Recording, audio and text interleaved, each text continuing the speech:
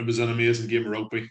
Like, it was brilliant to be a part of it and work on it and see the class that was on show from both sides. And like, I suppose after 12 minutes, 13 minutes, you could see Leinster just running away with it, and La Rochelle's heads maybe gone down. But I think any other club team in the world probably would have got beaten by 20 points. But the resilience that they showed, they got back in that Suteni tried just before halftime in 38 minutes when they had a bit of pressure, and that was a lifeline. That was a lifeline get into the change rooms. Rowan O'Gara spoke about that probably changed his halftime team talk, that try as well. I think he was going to get absolutely tore into them, but he kept reverting back to the message and sort of culture that they built during the season about climbing Everest, and I know that's easy things to throw out there, but it seems to be something that they've concentrated on very heavily this season. And yeah, they had a mountain to climb obviously in the second half, and it just, Donny, the atmosphere changed in the stadium like massively. Like, as soon as Leinster went under the cosh with like what 25 minutes to go, it just felt like the whole momentum of the stadium actually just changed. And people were sitting behind me having a few pints, and they were biting their fingernails off, and just, it's almost like they were just hoping that Leinster would cling on. And that's the way I felt Leinster played in the second half as well, that they could hope that they could cling on, and they stopped playing. And it wasn't until they went behind that they went, whoa, hold on here a second, we need to go and win this match. And they probably should have. They probably should have taken a drop kick, or maybe Ross Byrne could have put the ball down in the kicking tee and had a shot. All what ifs now, but they had an opportunity to do it. Unfortunately, they held on and held on, and they probably just held on too long, because La Rochelle's forward dominance and huge physical power and very direct game plan in the second half certainly paid off.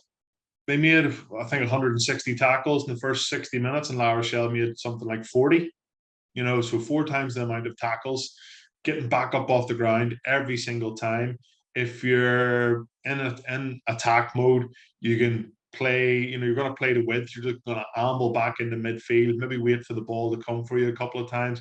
Where in defence, you're just always on edge and always on the go, and the concentration levels have to be through the roof the whole time. So it's not just physically that defending, gets the better of you, it's mentally as well. Making sure that you don't make that mistake, making sure when you're 6 points up, that you don't give that small window of opportunity for the attack to go for. And that's what they did. And it was actually the ball just bouncing out the side of a ruck, and real quick hands and feet by Cologne, the sub-tight head prop, just to dart over. And an extra 2 seconds, Leinster would have been set on the line. He could have knocked it on. Again, what ifs, but the toll of defending for such large parts of that second half really, really took its had an impact on Leinster, not just physically but mentally, and they certainly looked fatigued. They maybe just in the last 5 or 6 minutes of the game, because it was backs against the wall and they had to come up with something, maybe they found that extra 5%, but unfortunately they found that extra 5% too late. What can a coach do? It's the same players that played in last year's final as it was this year. It's the same guys. So you can't turn around and go, oh yeah, the head coach, Leo Collin, the boys got dominated in a few mauls, give away a few cheap penalties.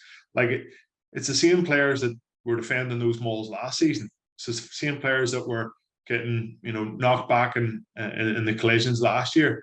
And they had to take responsibility on the pitch. And one thing that I've been reading through all the social media this week is that they looked like they lacked a little bit of leadership at key moments of that second half, to just grab the boys in. And, in the commentary position, the boys were in huddles. Every time there was a break in play, the ball and play time wasn't that high for a game of this magnitude.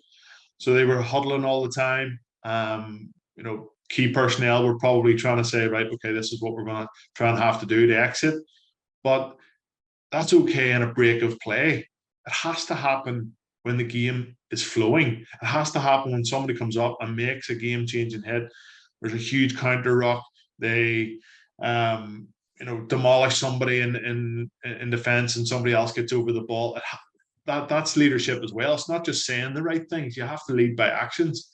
And I thought they lacked that a little bit. Also, James Ryan not being on the pitch was huge. Jack Conan, I thought, was taken off a little bit early. Ryan Baird didn't have the impact that we were all sort of expecting. And yeah, it's how many more times are we going to see this? But take out the first 15 minutes of the game. La Rochelle were by far the better side on the day. They won more collisions. They carried the ball more often. They got across the gain line nearly every time with their big runners. Yes, granted, Leinster knocked them back a lot too, but like people screaming and shouting about the referee. The referee didn't determine the outcome of that result. It was Leinster's 23 lads that took the pitch, and unfortunately they come up just a little bit shy, but they'll be better for this. They have to be better for this. Keep getting knocked back. You're going to get up again, and they're going to come back fighting. And we always say, "Oh, there's always next year." Well, there is always next year, and that's something that Leinster can look forward to. I think we can all agree that maybe the last 3 games that Munster played have been a free hit. And there's another final here. Like, nobody expected Munster to come over the giant hurdle of beating Leinster at the Aviva Stadium, and even their previous game. So, like, fair play to them. They've got there on merit. They've got there on, as what Graham Roundtree says, hard work. He continually says as well that he's finding out about his players.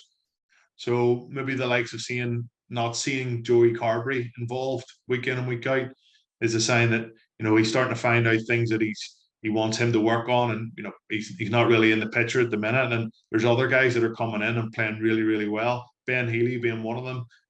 How good was he before he went off with the HIA? So the other question is, who's going to be playing for Munster? Is Snyman going to be ready to go? We know he's previous concussion history. Peter O'Mahony, he obviously played in the last game. Hopefully his arm heals up.